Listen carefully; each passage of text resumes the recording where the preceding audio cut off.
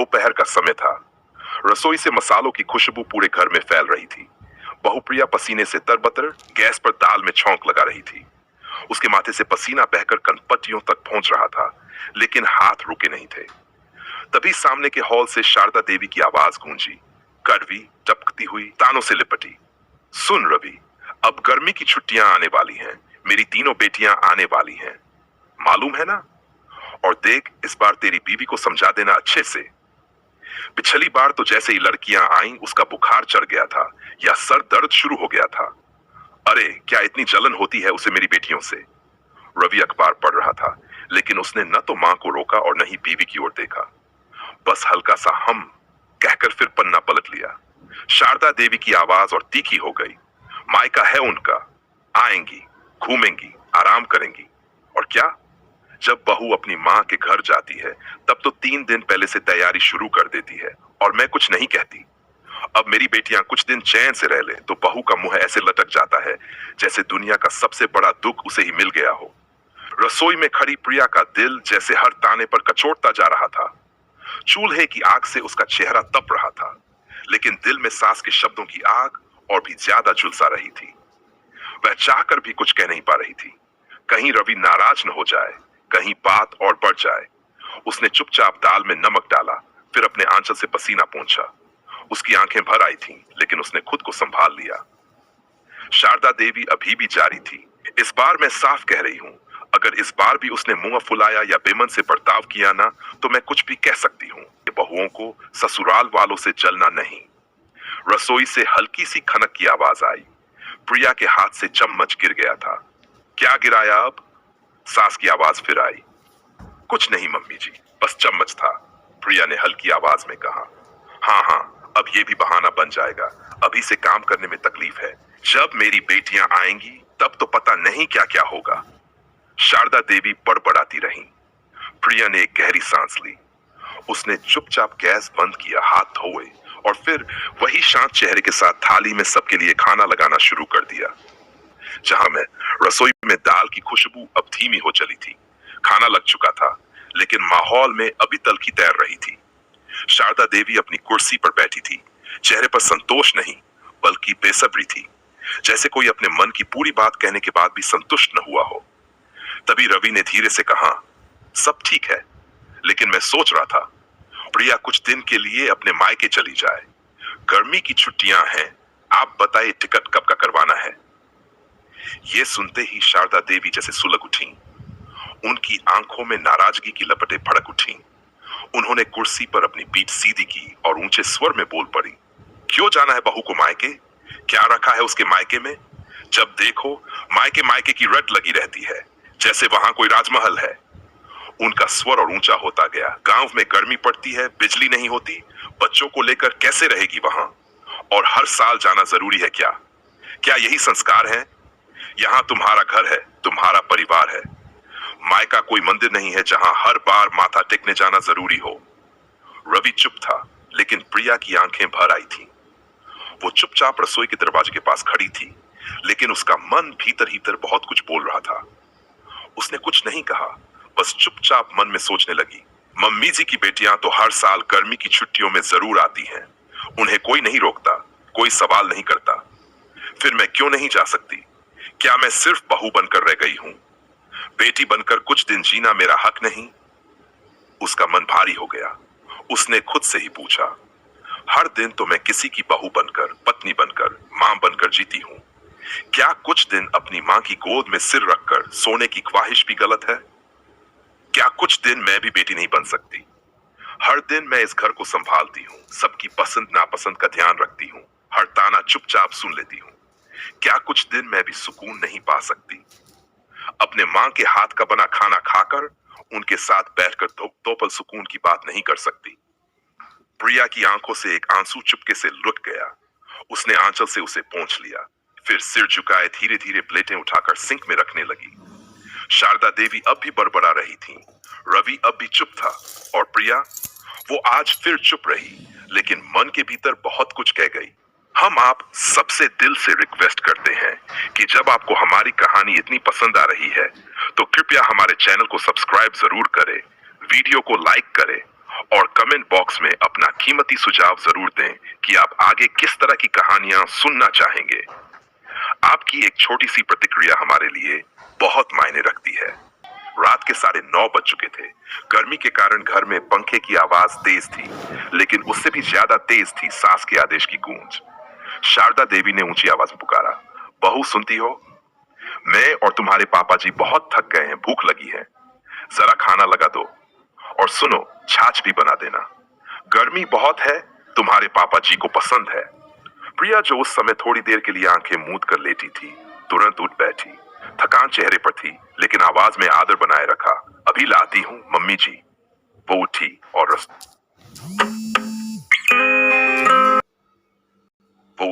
और रसोई में चली गई।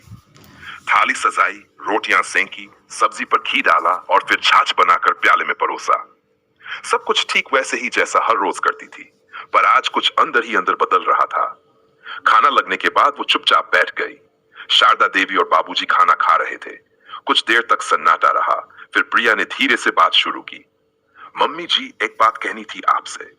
शारदा देवी ने गौर मुंह में डालते हुए कहा। बोलो। प्रिया ने थोड़ी हिम्मत जुटाकर कहा। मम्मी जी, जब तीनों दीदी लोग आ ही रही हैं छुट्टी में, तो घर में काम तो बहुत बढ़ जाएगा। सोचा अगर हम लोग एक बाई रख ले तो थोड़ा मेरा भी बोझ कम हो जाएगा और दीदी लोग भी आराम से रह सकेंगी।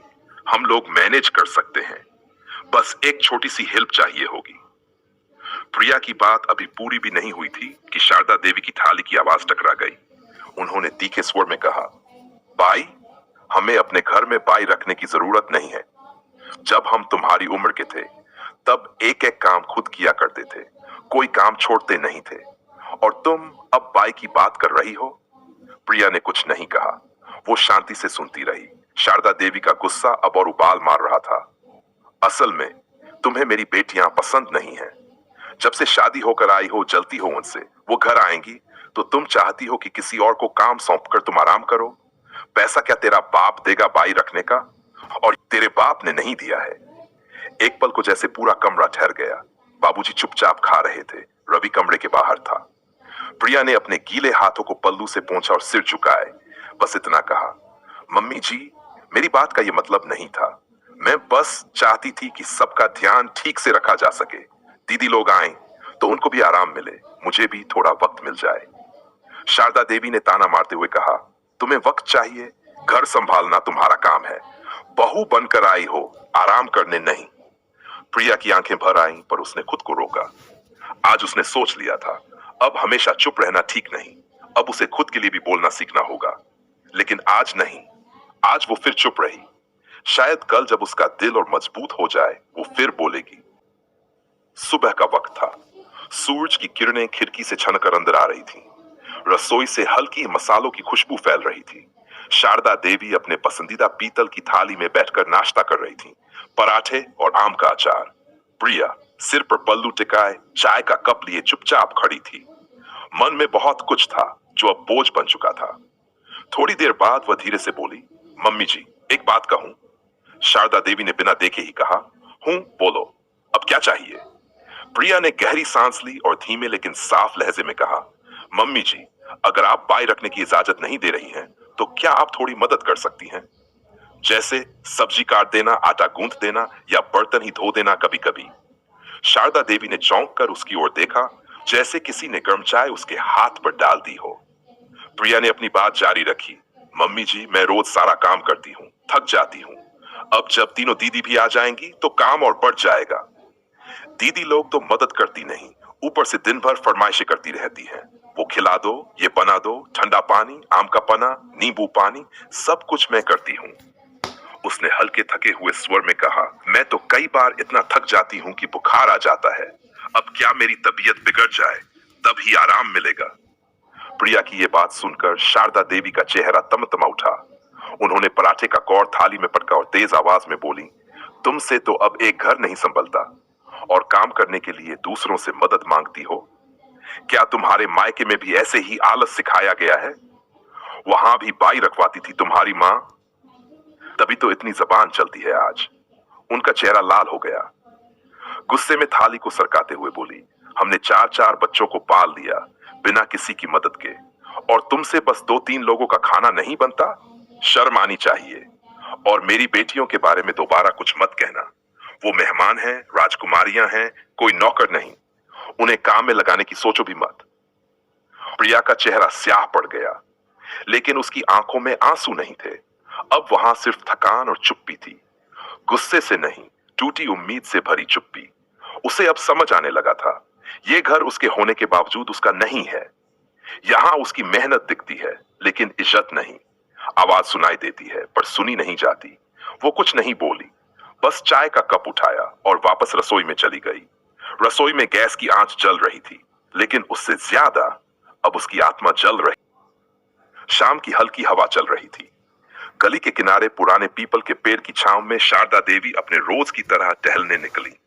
सफेद साड़ी, माथे पर लाल बिंदी और हाथ में माला थी, जो उनके व्यक्तित्व को एक गरिमा देती थी। जैसे ही वो मोड़ पर पहुंची, बाजू वाले घर की बहू मीरा सामने से आती दिखी। मीरा ने दूर से ही हाथ जोड़ते हुए कहा, नमस्ते आंटी जी। शारदा देवी मुस्कुराई और पास आकर बोली, अरे मीरा, नमस्ते बेटा, कैसी हो? मीरा ने जबरन मुस्कुराहट ओढ़ने की कोशिश की, पर आंखें छलक ही गई। शारदा देवी ने हैरानी से पूछा, अरे बेटा, रो क्यों रही हो, क्या हुआ? मीरा ने पल्लू से आंखें पोंछते हुए धीरे से कहा, कुछ नहीं आंटी, बस यूं ही मन भारी हो गया। शारदा देवी थोड़ा और नजदीक आई और सहानुभूति से पूछी, सच बताओ बेटा, क्या बात है? मन में मत रखो। तुम हर साल गर्मी की छुट्टियों में मायके जाती थी, इस बार नहीं गई, इसी से पूछ रही थी। सब ठीक तो है ना? मीरा का गला भर आया। उसने धीरे से कहा, नहीं आंटी, सब ठीक नहीं है। हर साल जाती थी, बहुत शौक से। वहां 1 महीना रहती थी, आराम करती थी, मनपसंद खाना खाती थी, बिना किसी टेंशन के। पर इस बार जाने का कोई ठिकाना नहीं रहा। शारदा देवी चौंकी।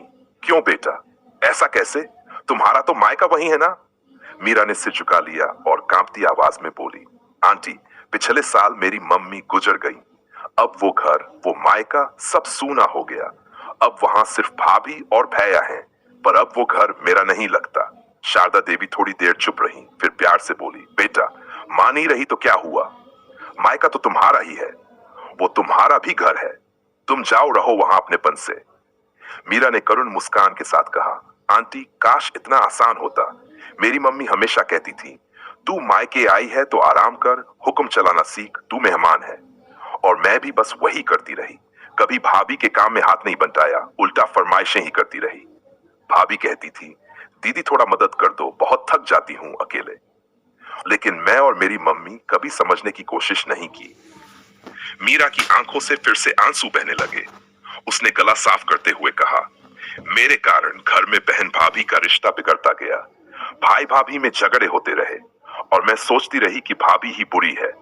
पर अब जब मम्मी नहीं है, भाभी ही उस घर की गृहिणी है, तो उन्होंने भी अब कह दिया, मीरा दीदी आप आइए जरूर, लेकिन 2 दिन से ज्यादा नहीं रह पाएंगे। बच्चों की पढ़ाई है, घर का खर्चा है, और मैं अकेले सब नहीं कर पाती। मीरा रुंधे स्वर में बोली, और आंटी, सच कहूं, मुझे आज समझ में आया कि भाभी गलत नहीं थी। मेरी आंखें अब खुली हैं, और सच तो यह है कि अब मुझे कोई पूछता नहीं, और उस मायके के दरवाजे भी अब उतने खुले नहीं हैं, और इस सब का कारण मैं खुद हूं। शारदा देवी एकदम स्तब्ध रह गई। उनके चेहरे की ठोरता थोड़ी पिघलने लगी थी। प्रिया के चेहरे की थकान, उसकी आंखों में छुपी बातों की परछाई उन्हें याद आने लगी। मीरा ने हल्की सी हंसी के साथ कहा, अब समझ में आता है आंटी, मायका सिर्फ दीवारों से नहीं, माँ से होता है। अब ना माँ है, ना वो मायका रहा, और रिश्ते अगर समझदारी से ना निभाए जाएं, तो धीरे धीरे वो सिर्फ नाम के ही रह जाते हैं। शारदा देवी कुछ देर चुप रहीं। उनके पास कहने को शब्द नहीं थे, लेकिन मन में कोई नई सोच जरूर करवट लेने लगी थी। मीरा की बातें सुनकर शारदा देवी गहरी सोच में डूब गईं। उनके मन में एक अजीब सी हलचल होने लगी। मीरा की बातों में उन्हें एक आईना दिखा, ऐसा आईना जिसमें उनकी अपनी बेटी की छवि साफ नजर आ रही थी। मीरा धीमे स्वर में बोलती रही, आंटी, जो कुछ मैंने भाभी के साथ किया, वही सब तो आपकी बेटी भी करती है। बहू पर हुक्म चलाना, उसे ताना मारना, हर काम में कमी निकालना, जैसे मेरी मम्मी मुझे सिखाती थी, वही सब। शारदा देवी के दिल में जैसे कुछ छुप गया। उनके सामने प्रिया की छवि उभरी, वही तानों से भरी बातें, वही दिन भर की फरमाइशें, वही थककर चुपचाप सब सहती बहू की झुकी नजरें। मीरा अब लगभग फूट पड़ी थी। आंटी, मुझे बहुत टाइम लगा ये समझने में कि मैं घर की मेहमान नहीं हूँ, मैं उस घर की बेटी हूँ। जब मम्मी पापा थे तब हर बार मायके जाकर भाभी को परेशान करना जैसे मेरा हक बन गया था। भाभी की मेहनत, उनकी तकलीफें कुछ भी नजर नहीं आती थी। उनके हर काम में मैं कोई न कोई गलती निकालती थी। भाई भाभी के झगड़ों की जड़ मैं बनती थी। और अब समझ में आता है कि सास बहू के बीच के झगड़े में भी मेरे बोलने से आग लगती थी। मैं कोई भी मौका नहीं छोड़ती थी उन्हें नीचा दिखाने का। शारदा देवी ने गहरी सांस ली। कुछ पल चुप रहने के बाद उन्होंने मीरा के कंधे पर हाथ रखकर कहा, कोई बात नहीं बेटा, अब समझ में आया तो बहुत बड़ी बात है। और बेटा, तुम्हारा हक है मायके पर। अगर उधर से कोई बुलावा नहीं आया तो क्या हुआ? ये तुम्हारा घर है, तुम अपने मन से जा सकती हो।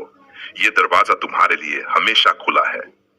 मीरा ने आंसू पोंछते हुए एक हल्की सी मुस्कान देने की कोशिश की, फिर उदासी से बोली, आंटी, कहने को तो मायका है, घर है, पर अब वो घर, वो रिश्ता, सब कुछ बदल चुका है। मैं 2 सप्ताह पहले खुद ही बिना बताए मायके चली गई थी, ये सोचकर कि भैया भाभी मुझे देखकर खुश होंगे, लेकिन माहौल ही अजीब था। भाभी ने दरवाजा खोला और चेहरे पर कोई खास भाव नहीं था। बस इतना कहा, दीदी आ गई हैं, तो 2 दिन ही रुकिएगा, इससे ज्यादा मैं आपकी फरमाइशें पूरी नहीं कर सकती। मेरे पास समय बहुत कम होता है। बच्चों की पढ़ाई, घर का काम, सब कुछ अकेले संभालती हूँ। मीरा की आवाज कांप रही थी। भैया भाभी दोनों के पास मेरे लिए वक्त ही नहीं था। मैं बैठती रही, लेकिन किसी ने मुझसे चाय तक नहीं पूछी। भाभी की आंखों में मैंने देखा नफरत। और आंटी, वो नफरत का कारण कोई नहीं, मैं खुद हूं। वो बोली, कभी उन्हें अपने साथ शॉपिंग पर नहीं ले गई, कभी उनके साथ बैठकर खाना नहीं खाया। जब वे थकी होती थी, मैं फरमाइश कर बैठती थी, ये बना दो, वो ले आओ। कभी उनके साथ किचन में हाथ नहीं बंटाया, कभी नहीं पूछा कि कैसे थक गई हो। मैं अपने हक में अंधी थी, और अब जब मेरी मां नहीं रही तब जाकर आंख खुली है, लेकिन तब तक बहुत कुछ बदल चुका है।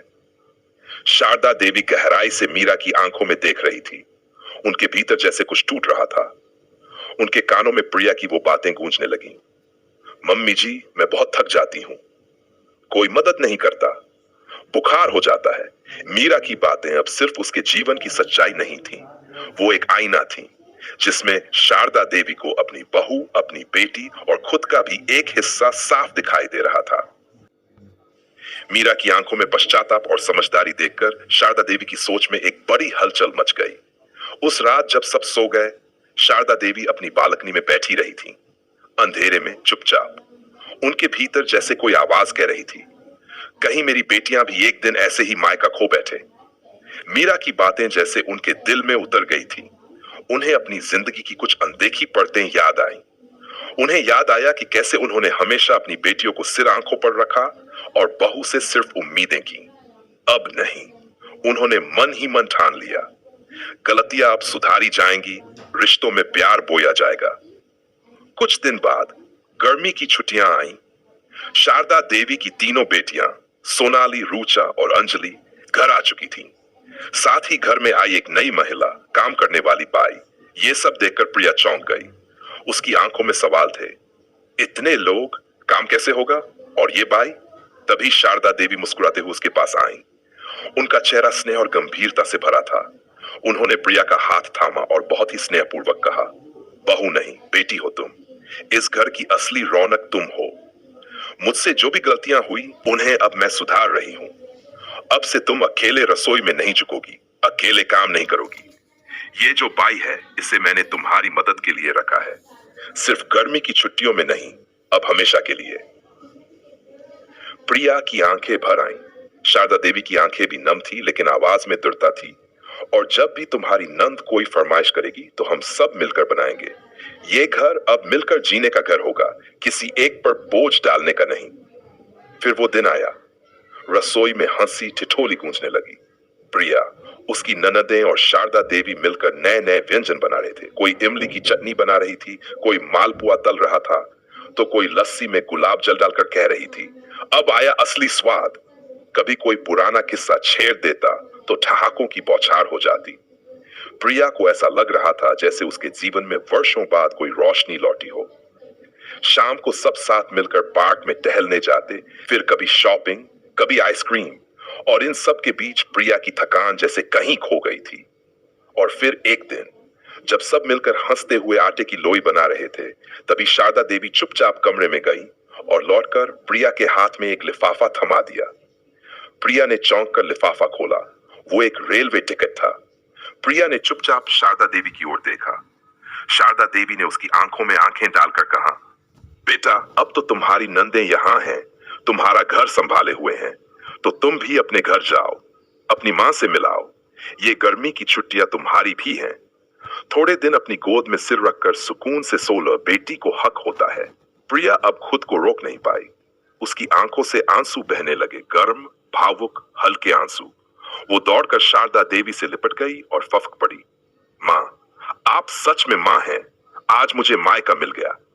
शारदा देवी ने उसका सिर सहलाते हुए बस यही कहा, मायका एक जगह नहीं होता बेटा, वो एक एहसास होता है, और आज से वो एहसास हमेशा तुम्हारे साथ रहेगा। अगर आपको ये भावनात्मक और दिल छू लेने वाली कहानी पसंद आई हो तो प्लीज लाइक करें, कमेंट करें, सब्सक्राइब करें और इसे अपने दोस्तों और परिवार के साथ शेयर करना ना भूलें। आपके एक लाइक और कमेंट से हमें आगे और ऐसी ही दिल से जुड़ी कहानियां बनाने की प्रेरणा मिलती है। धन्यवाद।